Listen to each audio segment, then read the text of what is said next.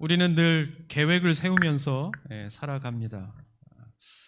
내일의 계획을 세우고 또 다음 달의 계획을 세우고 또 1년을 이렇게 계획을 세우면서 살아갑니다. 저희 교회도 2022년도 계획을 세웠는데 이렇게 금년 한 해처럼 이렇게 시작하는 금년 한 해처럼 계획을 세우기도 어렵고 또 세워도 그 계획대로 살아간다는 것이 얼마나 어려운가를 새삼 깨닫게 되는 그런 한 해가 되는 것 같습니다. 그렇게 보면 계획은 우리가 세우지만 그것이 우리의 뜻대로 이루어지는 것과는 또 다른 문제입니다. 내 계획인데, 그렇죠? 내가 하고자 하고 나를 위한 내 시간을 쓰고자 하는 그렇게 해서 세워지는 계획임에도 불구하고 그것조차도 그대로 생각했던 것과는 다른 결과, 또 생각했던 것과 같은 이런 성과를 내면서 살아간다는 것이 참 어렵다 하는 것을 알게 됩니다. 왜이겠습니까? 한마디로 말하면 우리의 모든 것에는 다 하나님의 허락하심이 필요하기 때문입니다. 내가 계획을 아무리 잘 세운다 할지라도 우리의 모든 것은 다 하나님의 것입니다. 우리는 다 하나님께로 지음을 받은 하나님의 자녀들이기 때문에 우리가 아무리 많은 무언가를 한다 할지라도 그것은 다 하나님 안에 있는 것이요. 그러므로 우리가 계획을 세우고 우리가 하는 모든 것들이 하나님의 허락하심이 필요하다는 것을 성경은 우리에게 말씀해주고 있는 겁니다. 오늘 읽은 본문 그 앞에 보면 16장 1절입니다. 마음의 경영은 사람에게 있어도 말의 응답은 여호와께로부터 나오느니라. 아멘. 그리고 그 다음 2절에 또 이렇게 말씀합니다. 사람의 행위가 자기 보기에는 모두 깨끗하여도 여호와는 심령을 감찰하시느니라. 아멘. 이렇게 말씀합니다. 이게 무슨 말이겠습니까? 사람들은 누구나 선한 목적으로 계획을 세운다는 겁니다. 내가 계획을 세울 때 나에게 불리한 계획, 나에게 손해를 끼치는 계획을 세우는 사람이 누가 있겠습니까? 그죠? 다 내 일이 잘 되기 위해서 나를 위한 계획을 세우게 되어 있습니다. 그리고 계획을 세웠으면 그것이 이루기 위해서 우리는 열심으로 모든 방법을 동원해서 그 계획이 이루어질 수 있도록 노력합니다. 그런데 그 모든 것이 내가 보기에는 선하게 보일지 모르지만 그 선함의 기준은 하나님께 있어야 한다는 말씀을 우리에게 주고 있습니다. 즉 하나님께서 기뻐하실 만한 계획, 우리가 보기에는 다 선한 목적으로 선한 방법으로 하는 것 같지만 과연 하나님 보실 때도 그러하겠는가 하는 말씀입니다. 그러므로 우리가 모든 일을 할 때 하나님의 기준으로, 다시 말하면 하나님께서 기뻐하실 만한 계획, 하나님 보시기에 좋은 계획이 정말 좋은 계획이라는 것을 우리에게 가르쳐 줍니다. 그러므로 가장 지혜로운 사람은 누구냐? 그 다음 3절에 이렇게 말씀합니다. 너의 행사를 여호와께 맡기라. 그리하면 내가 경영하는 것이 이루어지리라. 할렐루야. 아멘. 이것이 정답입니다. 우리 어린 자녀들이 자기가 다 해보고 싶어서 애를 쓰다가 하다가 안 되면 어떻게 합니까? 엄마를 찾고 아빠 이렇게 찾아와서 해달라고 이야기합니다. 그러면 어떻게 해요? 다 해결이 됩니다. 마찬가지로 우리 아버지 되신 하나님께서 그 자녀들을 인도하심이 그와 같습니다. 그것은 교회를 봐도 알 수 있습니다. 교회를 인도하심이 그와 같기 때문입니다. 정말 신기하게도 교회는 하나님을 꽉 붙잡은 만큼 세워가게 하시는 것 같습니다. 2022년도에 우리 교회는 창립 3주년을 맞게 됩니다. 어느덧 3살이 되었지요. 지난 3년이라는 시간이 어떻게 보면 가장 사회적으로도 어려운 시기였음에도 불구하고 하나님께서는 하나님의 방법으로 우리 교회를 인도해 주셨습니다. 넉넉하고 풍부하게는 아닐지라도 보시면 알겠지만 처음에 비하면 우리는 지금 하나님께서 이루어 가시는 놀라운 역사를 그야말로 물은 우리가 주지만 자라게 하시는 것은 하나님이시라는 것을 그야말로 우리가 몸소 눈으로 바라보며 가게 하십니다.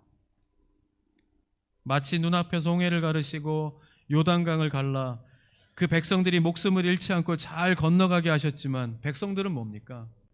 건너가다가 발을 좀 다쳤다고 원망하고 불평합니다. 죽을 목숨을 살려주셨음에도 불구하고 거기에는 관심이 없고 내가 가는 길에서 조금 발이 삐었다, 손이 시렵다 원망하고 불평하는, 그것이 바로 우리의 모습인지도 모르겠습니다. 그러면서 어떻게 해요? 홍해를 가르신, 그야말로 이 여리고를 무너뜨리신 하나님의 역사는 잊어버립니다. 하나님 사랑하시는 성도 여러분, 금년 한 해 교회에 와서 예배드릴 때마다 그 하나님의 인도하심을 기억하는 은혜가 있기를 바랍니다. 잊지 않고 기억하게 하셔서 찬양 가운데, 기도 가운데 저 말씀을 나에게 주시는 말씀이구나 하는 것을 깨닫게 하시는 것이 은혜요. 그런 은혜가 저와 여러분들에게 있기를 바랍니다. 얼마나 놀라운 손길로 지금 여기까지 인도하신 것이, 그야말로 내 목숨을 살려주셔서 여기까지 인도하신 것인데, 다른 것을 바라보면서 그 중심을 잃어버리지 않고 올 한 해 이렇게 주님 앞에 나와 예배하면서 다시 한번 무너졌던 하나님을 향한 예배의 제단들이 회복되는 역사가 있기를 바랍니다. 하나님의 은혜가 아니면 나는 살아갈 수가 없습니다. 기도할 때 하나님께서 우리의 기도를 들으시고 응답해 주시는 겁니다. 그 미약한 발걸음에 힘이 돋게 하시고 그 손을 잡아 이끌어 주셔서 내가 지금 이 상황이 그냥 막연하게 부딪힌 상황이 아니라 다 하나님의 뜻이 있고 하나님의 계획이 있다는 사실을 우리에게 말씀하시는 겁니다. 그러면 어떻게 됩니까? 이겨낼 수 있게 되는 겁니다. 참아낼 수 있게 되는 겁니다. 그 모든 것이 누구로부터 온다? 하나님께로부터 온다 하는 것을 말씀하는 겁니다. 그래서 여러분, 금년 한 해 우리가 붙잡고 갈 키워드는 예배입니다. 이것은 거듭 강조해도 모자름이 없죠. 우리는 지난 2년간 코로나의 시대를 살면서 그야말로 일상적인 많은 것들을 잃어버리고 또 무너짐을 경험했습니다. 그 중에서도 가장 큰 것은 우리가 그토록 정성스럽게 쌓아오던 제단이 혹시 무너지지는 않았는지 살펴보아야 하는 겁니다. 예배의 제단, 내가 그래도 어떻게 제도적으로든 규칙으로든 어떤 것으로든 하나님께서 나를 이렇게 올가매셔서 억지로라도 쌓아오던 예배의 제단들이 혹시 무너지진 않았는지. 여러분, 이제는 다시 우리 안에 무너졌던 예배의 제단을 다시 쌓아야 할 때입니다. 그러면 하나님께서 그 예배의 제단을 통해 다시 우리의 삶의 모든 것을 회복해 주실 줄 믿습니다. 왜냐하면 하나님께서는 우리에게 은혜 주시기를 바라시기 때문입니다. 우리가 송구영신 예배를 드리면서 제 마음속에 우리 가운데 주신 하나님의 음성이 그거였습니다. 은혜 주시기를 바라신다는 겁니다. 근데 무엇을 통해서, 어떤 통로를 통해서, 어떤 방법을 통해서 내가 너를 만지고 어떻게 응답을 주겠냐는 겁니다. 한번 생각해 보십시오. 여러분은 어떤 것을 통해서 하나님께서 내게 임하시겠는가? 내 삶의 지금 모양 가운데 하나님이 오시겠다고 하면 어떠한 길을 열어드리겠는지 한번 살펴보았으면 좋겠습니다. 중요한 것은 하나님께서 우리에게 은혜 주시기를 바라십니다. 그 은혜는 무엇보다 예배를 통해서 주십니다.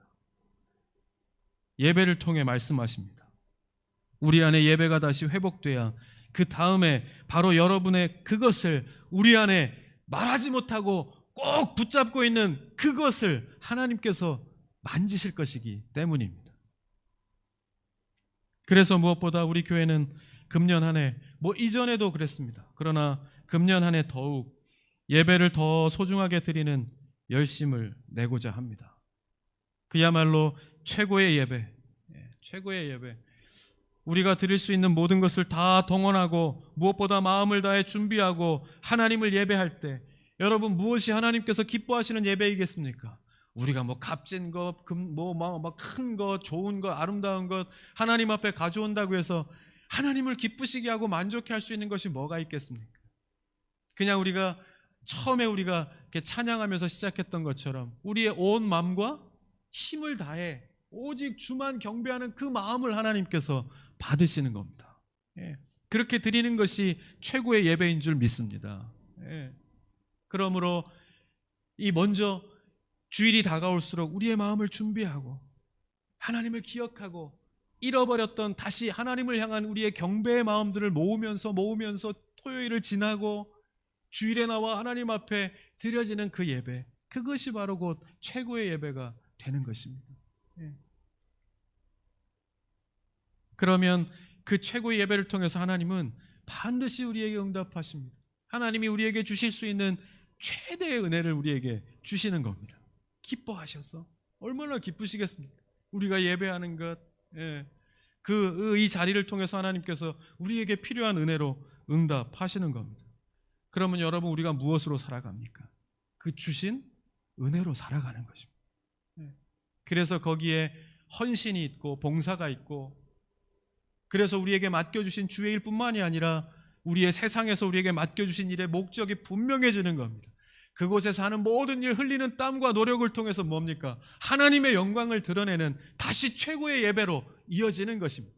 그래서 이것이 우리의 삶을 살아가는 사이클이요, 최고의 예배, 최대의 은혜, 최선의 헌신을 통해서 내가 살아가는 것, 세워가는 가정, 이끌어가는 자녀, 이 모든 것이 하나님의 영광을 드러내는 삶으로 나아가는 것이 하나님을 가장 기쁘시게 하는 삶으로 회복되는 것임을 꼭 믿으실 수 있기를 바랍니다. 바라기는 정말로 이런 은혜가 올 한 해 저와 여러분에게 있기를 바랍니다. 우리 안에 다시 한번 무너진 예배의 재단이 회복되는 은혜가 있기를 축원합니다. 아멘. 2022년도 계획을 세우면서 제가 송구영신 예배 때도 잠깐 언급했지만 참 이상한 마음이 드는 겁니다. 지금까지 다 해왔던 것인데 한 해, 두 해 정도 우리가 잠시 멈춰 있다가 다시 가려고 하니까 한 가지 이렇게 계획을 넣는 것이 너무 마음에 뭐라고 할까요? 할 수 있을까? 부담, 이렇게 제 마음속에 먼저 그런 마음이 드는 겁니다. 그런데 송구영신 예배 때 우리가 예배를 드리면서 제가 먼저 하나님 앞에 무너진 겁니다. 그래서 회개한 거. 내가 내 마음속에 예배의 재단이 무너졌어. 그것이 참 무서운 것이다라고 하는 것을 다시 한번 깨닫게 된 것입니다. 우리가 구원을 받고 하나님 기뻐하시는 하나님의 자녀가 되는 것, 그렇게 되어가는 것이 우리가 해야 할 일이고 내가 해야 할 일인데, 거기에 이 자신감을 잃는다? 어떤 그런 믿음의 확신이 점점점 사라진다 하는 것만큼 하나님 기뻐하지 않으실 일이 무엇이 있겠습니까? 여러분, 그것만큼 그게 사정을 봐줘야 될 일이겠습니까? 그죠? 어떻게 해서든지 무슨 방법을 통해서든지 하나님의 자녀로 회복되고 예배가 회복되고 그리고 구원받는 일에 우리가 더 열심을 내야 되는 것이 당연한 것인데, 그런 마음이 드는 것을 하나님 앞에 내려놓고 제가 먼저 회개했어요.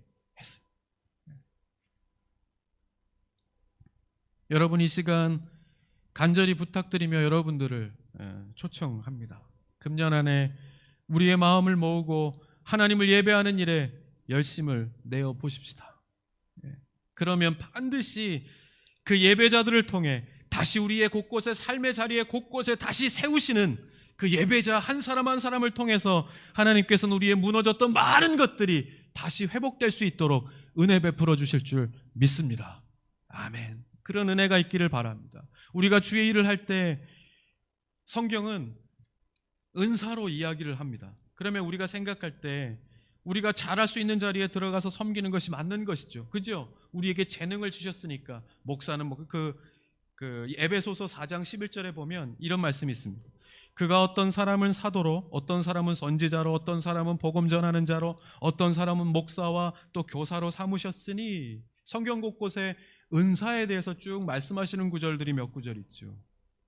근데 그렇게 세우신 이유, 당연히 내게 맞는 자리에 들어가서 그것을 세워가는 것이 맞는 겁니다. 은사의 목적에서 보면, 은사의 초점에서 보면 그것이 맞는 겁니다. 그런데 그렇게 세우시는, 은사를 통해서 일하게 하시는 목적에 대해서 12절에 뭐라고 말씀하시는가 하면, 이는 성도를 온전하게 하여 봉사의 일을 하게 하며 그리스도의 몸을 세우려 하심이라. 아멘. 할렐루야와 아멘을 합치면 아할 아렐이 됩니다. 최종적인 결과적인 목적은 그리스도의 몸을 세우기 위한 것이죠. 그죠? 우리가 일하는 것, 예배한 모든 것이 다 그리스도의 몸을 온전하게 세워가는 것이 목적인데 그 중간에 우리를 향하신 한 가지 중요한 목적을 두셨다는 겁니다. 뭡니까? 성도를 온전하게 하기 위함이라는 겁니다. 온전하게 하기 위해서 이 은사를 감당할 수 있도록, 은사를 사용하며 살 수 있도록 해주신다는 겁니다. 그런데 그 온전함이란 무엇인가? 그러면 성도가 온전하게 된다는 것이 무엇인가에 대해서 그 다음 13절에 이렇게 말씀합니다. 우리가 다 하나님의 아들을 믿는 것과 아는 일에 하나가 되어 온전한 사람을 이루어 그리스도의 장성한 분량이 충만한 데까지 이르니니. 이게 무슨 말인가 하면 온전함이란 성도의 온전함을 이루기 위해서 은사를 주시고 봉사하게 하고 헌신하게 하고 그 자리에서 섬겨가게 하시는데 그 온전함이란 과연 무엇인가? 뭐요? 우리가 다 하나님의 아들을 믿는 것과 아는 일에 하나가 되기 위함이라고 그렇게 말씀하고 있는 겁니다. 예. 그러므로 중요한 것은 뭡니까? 하나님의 초점에서 보면 이 모든 일이 바로 그 안에서 어떠한 자리든지 그 일을 감당하면서 하나님께서 가장 관심 있게 보시는 것은 우리가 하나님을 믿고 아는 것으로 자라나는 것에 하나님이 관심이 있으시다는 겁니다. 여러분, 그러므로 우리가 있는 자리에서 하나님을 예배하고 하나님을 섬기는 그 일들을 통해 하나님 앞에 더욱더 이렇게 무럭무럭 자라나는 그러한 은혜의 한 해가 되실 수 있기를 주님의 이름으로 간절히 축복드립니다. 예. 오늘 이 시간 그러므로 함께 결단하고 함께 계획을 세우는 그런 시간이 되었으면 좋겠습니다. 여러분들이 지금 섬기는 그 자리가 바로 하나님이 계획하신 자리요. 바로 그 자리가 하나님께서 부르셔서 나를 온전케 하시기 위해 세우신 자리인 것을 꼭 믿으실 수 있기를 바랍니다. 그래야 그 전에 그 모든 이 아쉬운 마음들을 다 내려놓고 하나님 앞에 감사하면서 갈 수 있는 거예요. 그러면 그 감사를 통해 드리는 그 예배를 통해 하나님께서는 분명 우리에게 역사해 주실 겁니다. 예, 역사해 주실 겁니다.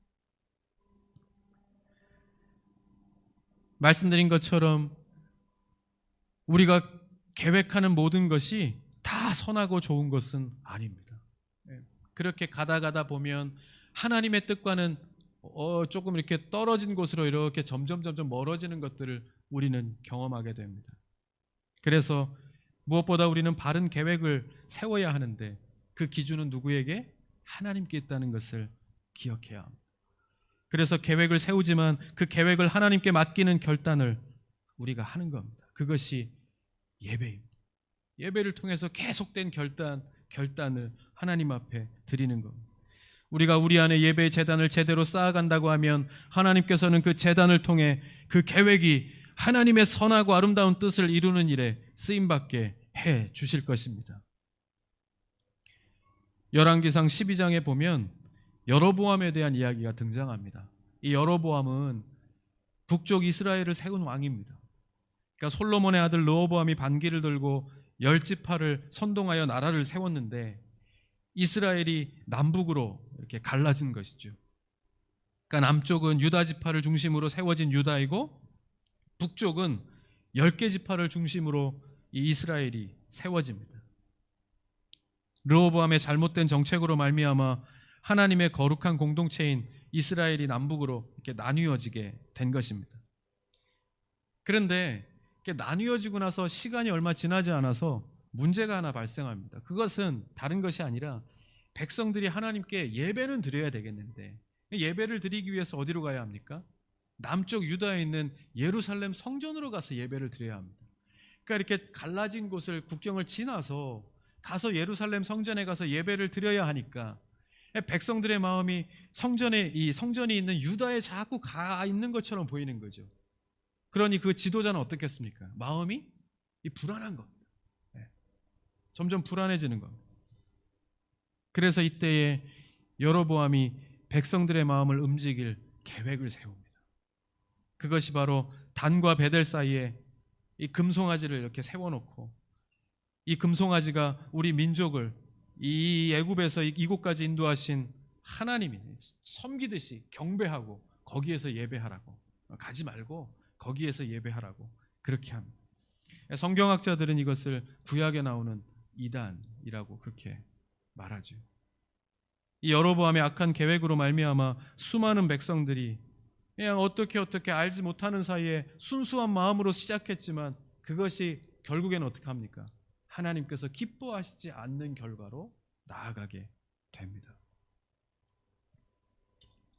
여러분, 이 시대에 이러한 일들이 얼마나 많은지 모릅니다. 아주 합법적으로, 합리적으로, 뭐 보이스피싱인가요? 그것을 이렇게 들어보면 그 사례가 정말 말도 안 되는 것인데 어떻게 여기에 속일 수 있어? 어떻게 여기 이렇게 넘어갈 수 있지? 하지만 너무나도 많은 사람들이 거기에 남녀노소 뭐 누구 할 것 없이 너무나 많은 사람들이 거기에 뭐 얼마라고 합니까? 그 신문기사에 보니까 나왔더라고요. 정말 뭐 한 달에 1년에 얼마나 많은 사람들이 거기에 많은 이 재물의 손해를 보고 있는지. 우리가 그렇습니다. 아주 합법적으로 합리적으로 마치 보이지 않는 하나님을 열심히 경배하는 것은 좀 이치에 맞지 않는 것처럼 우리의 생각을 바꾸어가면서 하나님께서 기뻐하지 않는 길로 우리가 나아갈 수 있게, 그것이 마치 정말 선하고 올바른 결단을 한 것처럼 생각하게 하는 일들이 이 세상에 얼마나 많은지 모릅니다. 믿음의 사람들이 믿음의 정신을 차려야 하는 때입니다. 그런데요, 반면에 다윗은 하나님의 성전을 사모합니다. 그래서 다윗은 평소에 소원이 한 가지 있었는데 그것이 하나님 성전을 짓는 것이었습니다. 하나님의 성전을 세워가는 것. 하나님께서는 다윗의 그 선한 목적을 보시고 도우십니다. 그러나 그냥 돕지 않고 다윗은 그 전에 죄가 있었기 때문에 너의 때에는 너의 소원을 내가 보아 들어 응답하겠지만 너의 때에는 세우지 아니하고 언제요? 아들인 솔로몬 때에 가서 그 하나님의 성전을 아주 아름답게 세우십니다. 응답하신 겁니다. 그 선한 아름다운 계획과 기도에 하나님께서 응답하신 겁니다. 느헤미야는 어떻습니까? 페르시아가 세계를 지배하던 시대의 왕의 가장 측근이었던 느헤미야인데 왕의 음식까지 관리할 정도로 너무너무 인정받았던 그 느헤미야는 그냥 그 자리에 있었으면, 그렇게 왕의 옆에 있었으면 미래가, 장래가 보장되는 사람이었습니다. 그런데 그 느헤미야의 마음을 하나님께서 두드리십니다. 그리고 자꾸 새로운 마음을 주십니다. 그것은 무엇이었습니까? 저 먼 나의 고향 그 예루살렘의 무너진 성벽에 대한 마음이었습니다. 자꾸 그 마음을 주시는, 내가 그냥 이대로가 좋은데, 이대로 있으면 나는 그냥 미래가 보장되어 있는데 하나님께서는 자꾸 그 마음을 주시는 겁니다. 그래서 느헤미야는 가슴을 치고 통곡하며 하나님 앞에 엎드렸습니다. 하나님, 제가 그 무너진 성벽을 재건하겠습니다. 그때 하나님께서 그 기도를 들어주십니다.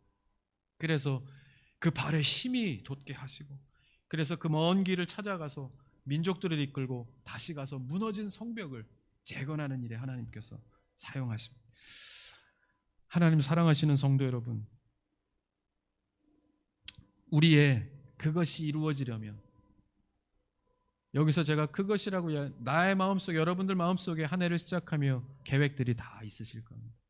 지난 한 해 하나님 앞에 그렇게 간구했지만 응답 얻지 못하고 이룸이 없이 넘어왔던 기도의 제목들, 그리고 나름대로 내가 지금도 세우고 하나님 앞에 이것을 꼭 기도하며 이룰 것이라 하나님께서 이루어 주셔야 한다라고 기도하기 위해 세워놓으신 계획, 그것이 이루어지려고 하면 반드시 기억하셔야 합니다.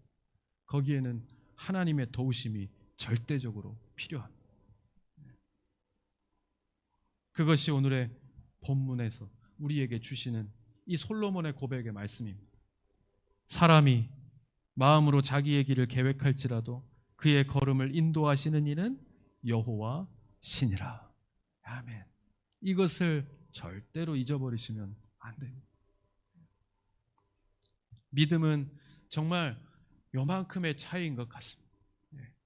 오늘 이 시간 하나님을 신뢰하고 우리의 그 계획을 다 아시는 하나님 앞에 우리의 걸음을 인도하시는 하나님께 그 계획을 맡기는 은혜가 있기를 바랍니다.